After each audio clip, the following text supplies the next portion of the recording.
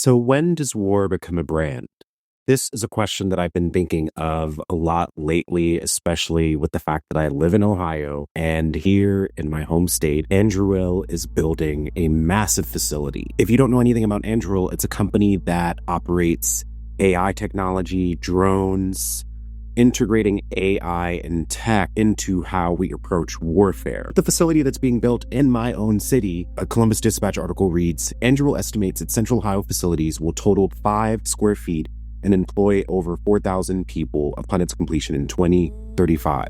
And this feels important because if we do any kind of bits of research on our cities, states, regions, we can understand that these tech companies are trying to implant their industries throughout various parts of the country in order to get people reliant upon their jobs, similar to how jails or prison systems build facilities in lower income or more rural communities in order to have those communities rely on jobs. So today we're going to be talking about when war becomes branding, why this matters, what does it mean to bring aesthetics, the internet, and social media to our conceptions of what these companies are doing through war, surveillance, and so much more.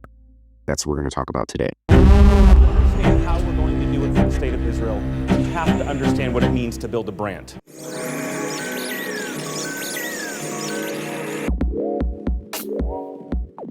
Three Israelis arrive at the Charles de Gaulle airport in France. They approach the immigration officer. He asks them nationality. They say Israeli. He then turns to them and asks occupation. They look at one another and they say, no, thank you. We're here just for 3 days. Zionism is one of the seemingly most successful propaganda brands in the world right now. We need to go back to 2005 in order to understand some of the mechanisms that Zionism uses to propagandize itself and its Israeli occupation to other parts of the world. For reference, I've based a lot of my research for parts of this video from a YouTube video called How Israel Uses Sex to Sell Zionism, and I highly recommend that, and I'm going to put that in the description. 2005 is a vital year to understand the launch of Brand Israel.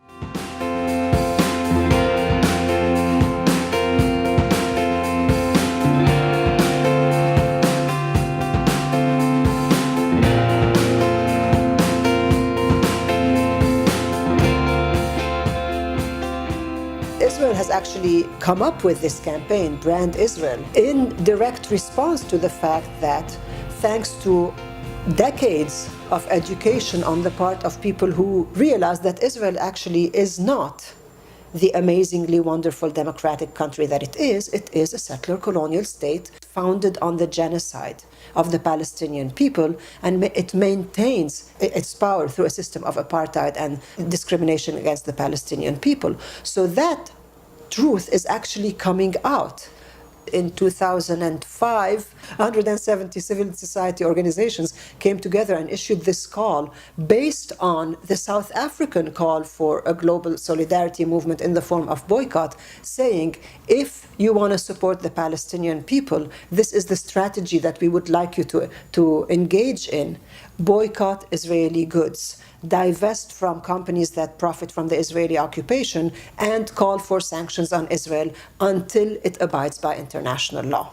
And so in response to Israel's tarnished image, Israel has come up with this campaign, Brand Israel, which is very actively trying to fix Israel's image. In this article called The Naked Faces of Israel, it reads, the campaign began in 2005. The Israeli Ministry of Foreign Affairs, the Prime Minister's office, and the Israeli Ministry of Finance concluded 3 years of consultation with American marketing executives and launched Brand Israel, a campaign to recast and rebrand the country's image so as to appear relevant and modern instead of militaristic and religious. By 2010, the Israeli Financial Daily Globes reported that the foreign ministry had already allocated 100 shekels, more than 26 million, to branding during the coming years. The money was mainly destined to fight the delegitimization that was becoming increasingly evident in social networks and cyberspace generally. The ministry was optimistic about the chances of such a campaign since its research unit had determined that web surfers related well to content that interests them, regardless of the identity or political affiliation of the source. We identified the problem with the fact that Israel, when Israel is given an opportunity to communicate itself to the world, The only thing that Israel does, traditionally, since its very inception, is to communicate its positions vis-a-vis the conflict. It's in every realm. Politics, even in literature. You look at the Israeli writers when they travel abroad. They talk about the conflict frequently. We are, in business management, this is called crisis management. We excel in crisis management, and that's a good thing. But the problem is that we're doing nothing other than crisis management. Crisis management, while important to stabilize a critical situation, can never produce the leapfrogging that you're looking for. We conducted a series of massive and comprehensive research in the United States, in Europe, in Asia, the kind of research that was never conducted before. This was about a year ago.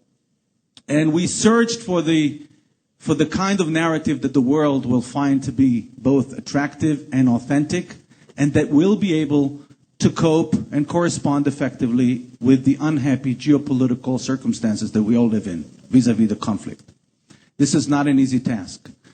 And basically what we discovered is that in most countries, the overwhelming majority of people are not interested in what we have to say about the conflict. Let me give you an example. If you ask the average Israeli, what's the most anti-Israel country in Europe, they'll tell you France. Well, we turn to the French people and we ask them, when it comes to the conflict, where do you stand? 16% of the people in France support the Palestinians. Only 9% support the Israelis. You put them together, you get 25% of the French people that bothered to take a stand. 75% did not even bother to take a stand on this issue. Now, while we know very little about them, about those 75%, we know one thing for sure. They're not interested in what we have to say about the conflict, yet the only thing we communicate to them is Israel's position vis-a-vis the conflict. Brand Israel starts in 2005, and then in 2007, there is a photo shoot called The Chosen Ones, and it's a Maxim feature on women in the IDF with a then relatively unknown Gal Gadot to the world stage. Like this video that I mentioned, how Zionism uses sex to sell, how this was like marketed as bikini diplomacy. And we can see this throughout different countries in the world. And I was actually talking to my podcast co-host about this, painting Israel as this place that young people can go and find ripe young women and everyone's beautiful. And in, what is it, around 2010, this article notes that there was another collaboration in 2010 that was aimed at the gay community, emphasizing Tel Aviv as a gay and lesbian friendly destination for European LGBTQIA folks. The notion of a state trying to pick its most attractive people is so fascinating, and we can see it as clear as day in the US politics right now, wanting to push a certain kind of body, wanting to push IVF. There being white families, white communities that are saying, we only want whites only, is not really a racism thing. It's just like a cultural thing. And so the idea of an ethno-state has become enmeshed within Israel's state structure, and it has become a part of how they market. It's not just marketing sex, it's marketing the right future kind of generation that you particularly want. In the How Israel Sells Zionism with Sex video, it also talks about how there was this conception of the new Jew. Haskalah was the call for a total revolution of Jewish economics. The Maskilim were very leery of the Jews' role as moneylenders, hucksters, peddlers, merchants. The Maskilim, as I said, wanted not just vocational education, but they wanted Jews who would be farmers, who would work with their hands, who would make things. The Haskalah had this fetish with productivity, defined as manual labor. And again, you see this theme in Yehuda Leib Gordon. Learn a skill, be a farmer. Now, the fact is that as German Jews integrated and changed in the course of the 19th century, most of them did not become farmers or shoemakers. They entered the professional middle classes or the merchant classes.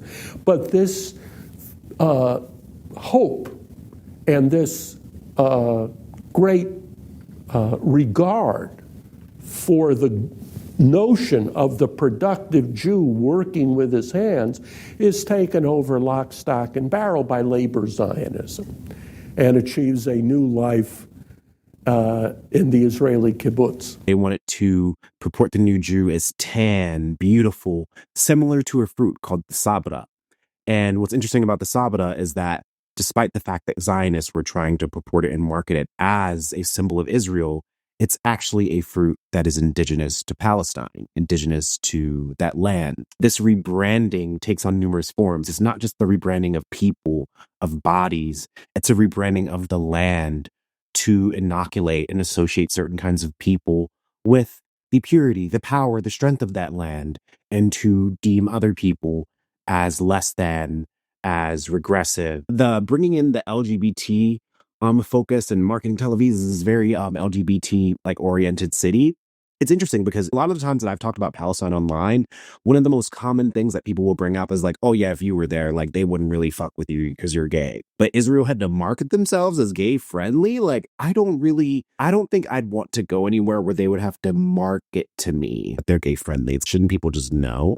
Also, I wanted to give a very special mention on this channel that I've been working with MEANSTV for a little bit over a year now. And for those that don't know, MEANSTV is an anti-capitalist, leftist, pro-worker streaming service that is available and offers all kinds of documentaries, TV shows, exclusive content that is for people that want to have an internationalist perspective of what media can look like, people that want to understand what a leftist streaming platform and are worker-led. And I have been offering a lot of my YouTube videos on MEANSTV. And for those that are interested in MEANSTV, if you check out the code in my description, you'll get 20% off with the code PRINCE. Right now, I'm also offering exclusive content to MEANSTV that won't be available anywhere else, not on my YouTube, not on my Patreon. And I've already uploaded my first MEANSTV exclusive, which is an Anarchism on Film episode about the 2022 film Athena. I'm really excited to be producing exclusive content for MEANSTV. I find myself really inspired to be in community with so many other leftists that are doing such amazing media work. And whether it be my podcast or this YouTube channel or MEANSTV, I always want to be offering things that allow me to be curious and allow me to expand ideas and maybe offer some frameworks that can be useful to you. So without further ado, check out MEANSTV and back to the video. את היום הזה אני לא אשכח is unbelievable. זה היה מדהים. It was amazing to see them. זה הרגשה שאי אפשר לתאר וזה חוויה שאי אפשר לשכוח. ואני בטוחה שגם הם לא ישכחו. When I first saw them, I was, I think, a little bit excited, maybe more than them. פתאום באים לך אנשים מחול שלא רגילים לראות אנשים במדים, לא רגילים לראות אנשים בגיל שלהם במדים. I was a little scared because they were carrying their guns and I'm not used to seeing that in the States. And we talked and I learned so much just from the first second of meeting them.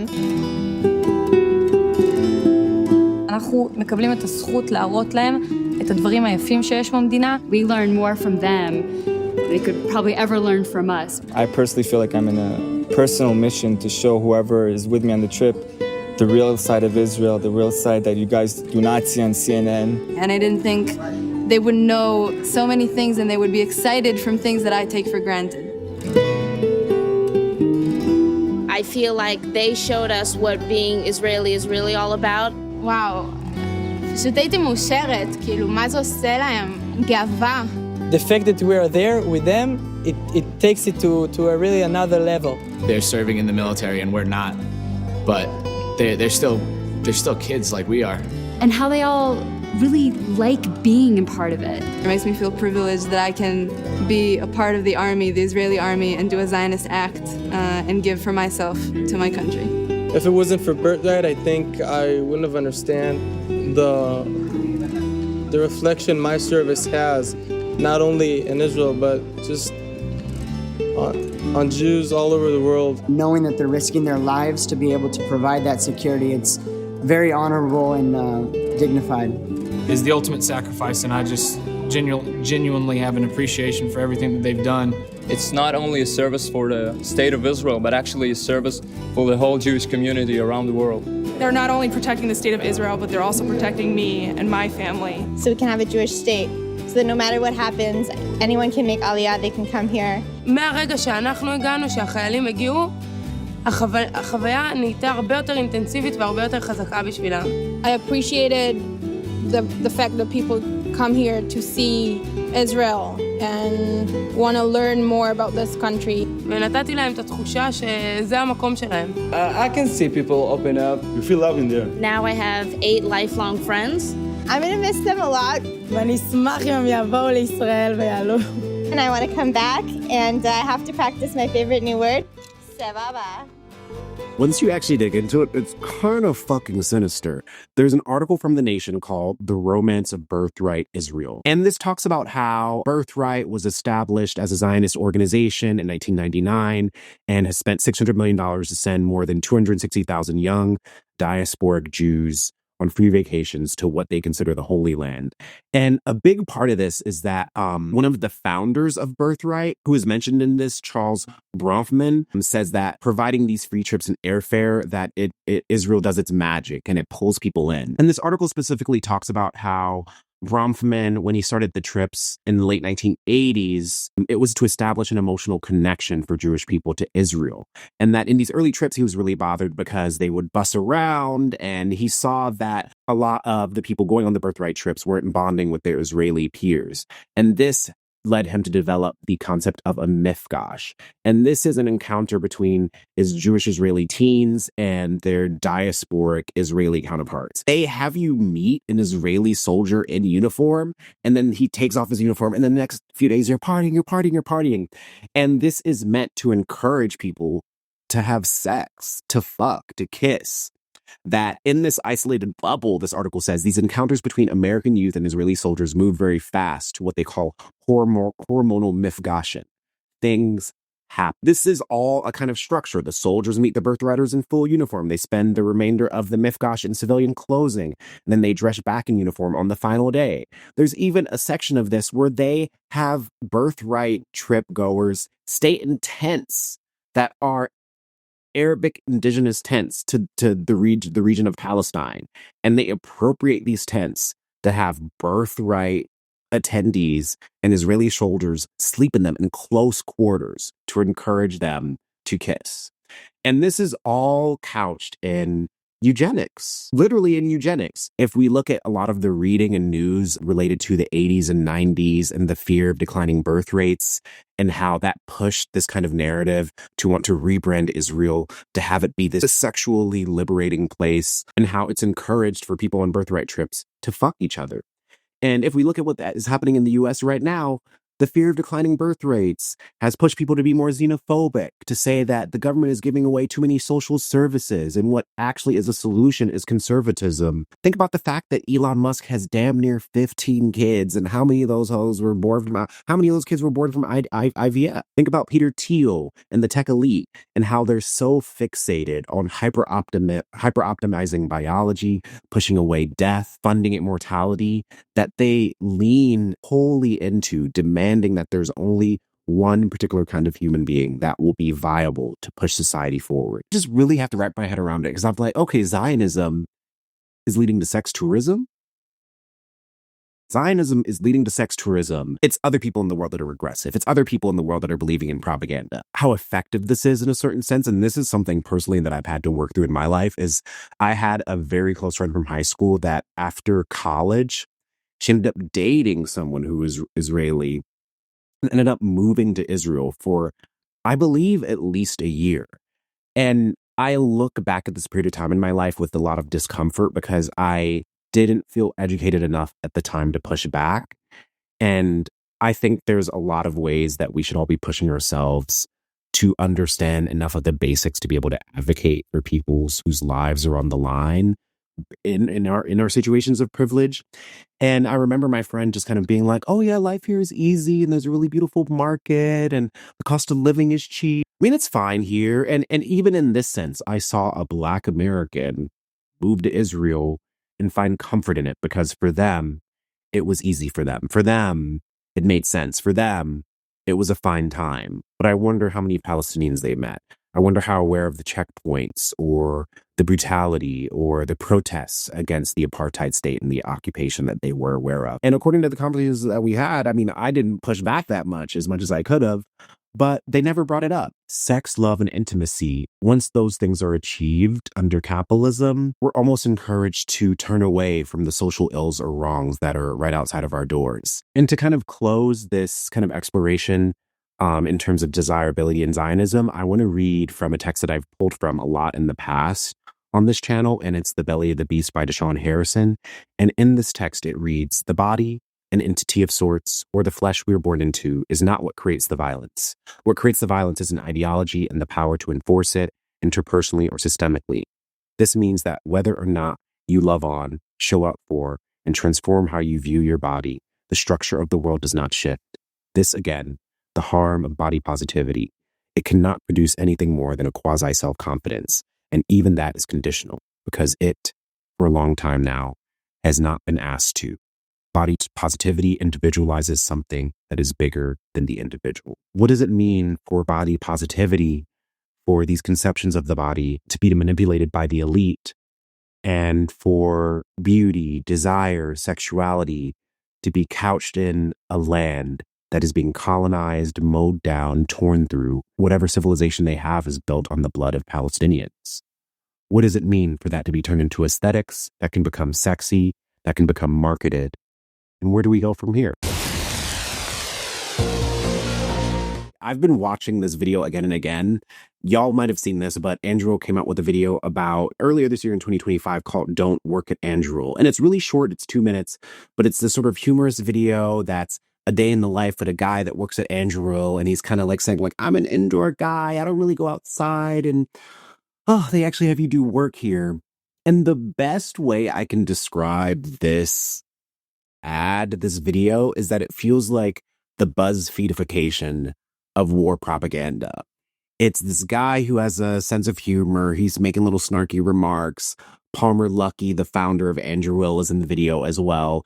And it's really a short, kind of humorous kind of rebranding of how we usually associate war and weaponry companies to really wield the internet. And I was reading a few different kind of breakdowns of Andruil and their approach to marketing. And there is this one article from Employer Branding that has a particular section that says, if Andruil's employer brand does one thing exceptionally well, it's a selective deterrence. The campaign isn't about mass appeal, it's a litmus test, a provocation. If you can stomach the joke, you might just stomach the mission. And if you can't, well, you're not the one who they're hiring for. And this is so fascinating to me because I can feel this in the Trump administration. They're like, oh, if you're too politically correct, then you're part of the problem. You're trying to censor other people. And this use of humor and irony as a deterrence from the actual violence and work that Andruil Systems does. And this is couched in a lot of the branding and marketing kind of ethos that Palmer Luckey pushes in various interviews that I've watched and researched for this video. So to give a bit of background, Palmer Luckey got really big on the scene by creating the VR system Oculus, and then he was eventually able to sell that to, I believe, Facebook for billions of dollars. And this was also around the time that Palmer Luckey decided to fund Nimble America, which is a pro-Trump meme-based political group whose stated mission was to literally shitpost for Trump. And Nimble America relied on a lot of right-wing internet culture and memes. It relied on 4chan culture, Reddit meme warfare. It relied on ironic fascist aesthetics and anti-establishment humor. And in the way that Palmer Luckey kind of talks about running Andruil Systems, you can definitely sense like this attempt to depoliticize the work that they're doing.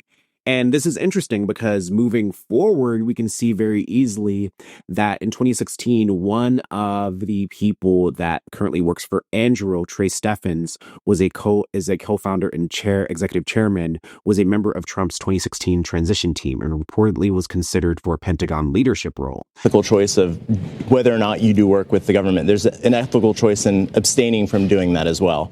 And so the key argument was that we can look at the principles of just war theory going back thousands of years and apply them to the development of emerging technologies to determine whether or not there are things that we can and should be doing to support the national security community, and whether there might be things that that damage some of the concepts that emerge from just war theory. Are finding these new primes, the next generation companies that are going to come in and compete for programs of record.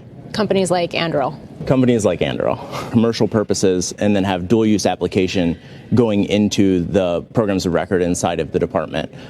You also have going the opposite direction, things that are developed primarily working with the government, specifically to the government's need, that they can then be repurposed for commercial applications.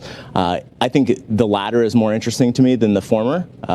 Oftentimes the government has kind of second helpings of whatever is being produced for the commercial sector, and it's not specific enough. And as a result, they end up trying to build a lot of these things custom in-house, which is not good for the taxpayer. These programs generally don't work very well. They're wildly overpriced, and they take way longer than they should. And so the focus that I'm trying to pursue is let's find the things that are solving specific government needs. And then if those can be turned around to support large industry, oil and gas companies, critical infrastructure, then yeah, we should tackle that as well. And so Andruil Systems is continuing starting up. They begin to understand that with Trump's new presidency, that there's going to be a lot of opportunities to push Andruil Systems because there's going to be more investment into border security. And there is a particular interview that I watched about Andruil Systems, and there's a few interesting quotes in there. Whether or not you like it, there's going to be a ton of money spent on border security. It's not an accident that our first important partners were Border Patrol and Silicon. These are people who are on the front line. That's what they have in common. They're actually out there. They have a real need. It's not hypothetical. And throughout this video that I watched, Parmalucky tries to pull hairs. Andruil is helping the crisis at the border. The crisis is already happening, so why shouldn't we just build more tools to make it effective? It's stopping criminals, and it's not supporting border policy on a partisan level. It's trying to disguise profiting off of fascism as something that is more egalitarian. Literally in this video that I watched, Parmalucky is like, well, I'm a Republican and I can handle talking to the Republicans. And then my other dude over here, he's a Democrat, so he can handle that stuff. And so they're literally going on either sides of the aisle and trying to depoliticize the work that they do. But I wonder what kind of fucking conversations they're having in closed rooms. It's just, I watch this and I'm just like, how can you be so evil, yet so effective at lying to people and saying, like, I'm not really for war. I'm just for building the tools for war. Like, it doesn't make any sense. And even in this interview as well, it talked about how Andruil has a system for success. And I can't remember all of the systems for success exactly, but it says first there must be a problem to solve. The government says X, we need to secure our borders. And then this pushes Andruil to create systems and software based on their technological edge that they can push at the right exact moment. Trump came into office, and that was around the time that Andruil was able to sell their autonomous watchtowers to the Trump administration. And this is in line with Trump's whole demand that there be an electric border, that we have all of this surveillance and technology there. And Andruil rushed to create these watchtowers, which are able to autonomously detect and know who is in the region based off of the technology in it. And this even goes to recently with the Big Beautiful Bill. The Big Beautiful Bill gives Andruil Industries an effective monopoly on new surveillance towers when it comes to U.S. Customs and Border Patrol. These towers are a part of the virtual wall that they want to put along the U.S. and U.S. Mexican and U.S. Canadian border. And this bill has massive funding. Like, just think of a number in your head of how much funding towards surveillance systems that the Big Beautiful Bill has. Keep the number in your head. Is it a few million? Do you think it's like 1 or 2 billion? No, it's $6 billion fucking dollars. Despite trying to paint Andruil Systems as this bipartisan, apolitical kind of entity that is trying to sell to whoever is going to be in office. And mind you, I do not put it past the Democrats to work with Andruil Systems. I don't think this is just a Republican or a conservative issue. With all of this in mind, we can understand the very clear process that Andruil Systems is deploying to turn war into branding and aesthetics. Beyond this, we can also notice throughout their branding, there's a very central and particular language shift. Instead of calling it weapons or explicitly missiles or bombs, Instead, we get to have different kinds of language that pushes it more into the level of tech and progression. Andruil creates autonomous systems. They have software platform. They build situational awareness technology, and they create interceptors. And this is language that attempts to clean the consequences of the machines and the weaponry that they're making. The idea is that the authorities still reside with somebody who has the permission to do those things. But the speed of the fight is such that I can't allow the fog and friction of all of this information creating cognitive overload on an operator or a bunch of operators. What are the qualities of this new era of war branding? First, bringing a sort of modern or nostalgic aesthetic, the Apple style promotion of their products, the using of social media and the vertical format and the horizontal format to give a sense of awe at the weaponry and the machines that they're deploying. We have cinematic slow motions and gamer HUD overlays to mimic the sensibility of war feeling like a video game. And we have droner POV shots that make you feel like you're in Call of Duty. Think about Israel presenting itself as this progressive enclave where all different kinds of people and the gays and women and feminists and tech bros can go and enjoy the fruits of this homeland that is able to awaken you to the true and real culture that you have. Having office-like humor or BuzzFeed-esque humor in their Don't Work at Andruil video. To me, so much of internet culture, memes and 4chan and all these other things, it's about reproductions of nostalgia. And what does it mean for a corporation that is surveying people at the border, that is anonymizing war and using algorithms and AI to drone and bomb civilians mercilessly, and to have next to no accountability? What is modern or nostalgic about that? Next is splitting tech innovation from the violence that it actually commits. And this is something that is very much in line with Manifest Destiny and Western colonization to me, couching progress as inevitably involving violence, and that violence being a clarifying process for the elite or those in power. The way that Andruil does this, especially, it's looking at technological advancements as completely neutral, as not being tied to any kind of political ideology or political pursuit. If there is an intrinsic crisis or problem in humanity that is going to continue, we might as well offer solutions to that problem instead of actually questioning the systemic kind of context that created xenophobia or colonization or borders in the first place. Not enough. And it is because of our effort toward getting straight to the root that people oftentimes think we're dealing in hate. Each of these terms legitimately do the work to distance the public's understanding from what these things actually do, which is harm people, which is kill them, and which is to enable Western colonization. And this matters because it gives the illusion of inevitability. If these problems are inevitable, the solutions and the innovations that are required are also inevitable. And you can choose for these things to be neutral because they're going to happen regardless. It's this idea of demoralizing war into something that is simply common sense. So war isn't something extraordinary or explosive or wild. It's actually something that's normal, expected, and is just a part of the world that we live in because we have capitalism and borders and we have resources to protect. And so some examples of this that Andruil Systems and Palmer Luckey especially purports is saying things like, everyone uses drones now, so we might as well make some drones, or China is catching up. We have to keep the pace. Like, if we don't go after China and we don't advance like we're going to be in the ground. This trying to neutralize the catastrophizing that the elite often do in order to build the manufactured consent to do the kind of violence that they want to against the masses, to build the kind of repression that becomes necessary for them to have power. But it also it's couching these violences in economic interests, in technological dependency, a natural condition of human society. Of course, there's going to be war. Of course, there's going to be violence. So you might as well throw your hat in the ring and make a few $1 billion along the way. All right, so I'm at the end of this video, and one thing that I really need to mention is this notion of just war theory that I researched and found out about while making this video. All right, put the guns away. Just a smart nigger like your friend. We ain't broken no law. You try to violate our constitutional rights, we will defend ourselves. Pig! And there's a few different categories that break down these ethical principles. And one of these categories is just ad bellum. So this is when politicians are trying to decide whether or not to go to war. and how just war theory requires them to test their decision by the following principles. Is it for a just cause? Is it with right intention?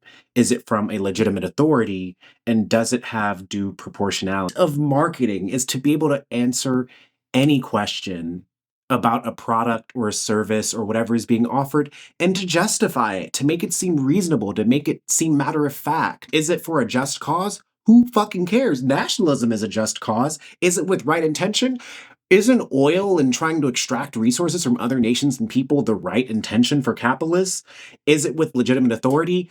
Who else has more of a legitimate authority on war than the newly appointed Department of War, according to the US? Further down, it goes into jus in bello. And these are considerations that govern the way combatants conduct themselves in the theater of war. So looking at whether or not a war would discrimination. So it requires combatants to only attack legitimate targets. Does the US or Israel do that in wartime situations or non-wartime situations? Look at what the US is doing right now to Venezuela. Proportionality requires that in a particular operation, combatants do not use force or cause harm that exceeds strategic or ethical benefits. What do we know about Israel to say that they use proportionality? So much of the discourse of the last 2 years and the current chapter of the genocide that the Israeli occupation is doing against Palestinians has been continuously about getting both the US, Israel, international communities to agree to the fact that the US is deploying collective punishment against Palestinians for what they claim that Hamas did. And just looking at this just war theory, I think it gives me a very clear distinction between the most ideal ways that humans should look at violence, the most moral ways that we can look at violence, the most honest ways that we can look at violence, versus the arena of capitalism and marketing, which says we can look at violence as long as we're completely dishonest about it, because that is what helps our profit margin.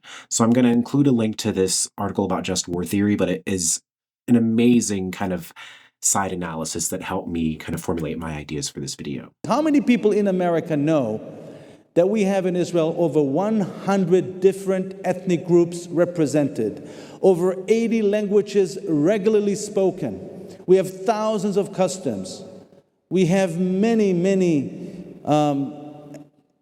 gender groups, the Tel Aviv. And this all leads me to kind of the outro of this video, which is really about the internet normalization of violence and war and branding, and how all of these things become even more dangerous because we don't realize we're being propagandized to. We don't realize that it's intentional that certain kinds of content or media want us to laugh instead of looking at the actual harm that these systems do. And this comes up in various ways, whether it be US and Israeli soldiers dancing on TikTok and trying to look beautiful and becoming influencers and touting feminism and pinkwashing as a way to cover up the Israeli occupation and genocide of Palestinians. And then I literally wrote an article about this a few years ago, and I don't think I ever published it, but I remember around 2020, there was a big trend. There were all these dancing cop videos. And then I kind of dug into this rabbit hole of all these dancing cop videos and how that was like a way to make it humorous, allowing institutions of violence to participate in cultural trends and aesthetics in order to make themselves more palatable. Why are cops giving out Christmas gifts during the holidays, or going to predominantly Black schools and trying to make children comfortable with them when there are certain kinds of children, people, and bodies on this land that intrinsically understand carcerality as violence? Why do we need to have carcerality marketed to us? And then we can also even think about the fact that younger and younger folks are seeing war and weaponry companies as a viable vehicle for them to have longstanding financial stability. I was reading into Ethan Thornton, the founder of Mac Industries, which landed a contract with the US Army to develop a vertical takeoff cruise missile when he was 21. And this contract was $100 million. How does wealth present someone as a genius? And how does branding cover up the very sinister subtext of all of the work of these systems and companies and industries? Because if we need to depend on war for our economy or for our jobs or for our quality way of life, it becomes a very fucking slippery slope to us riding this train until it goes straight off a cliff and we all go with it. Do you want war to be marketed to you, or do you want to live in a reality where so much more becomes possible? In a culture obsessed with virality, spectaclism, and aesthetics, how do we fight the nuances of war propaganda when it's on our social media feeds, when it's on our televisions, and it's being presented to us in more ways than one?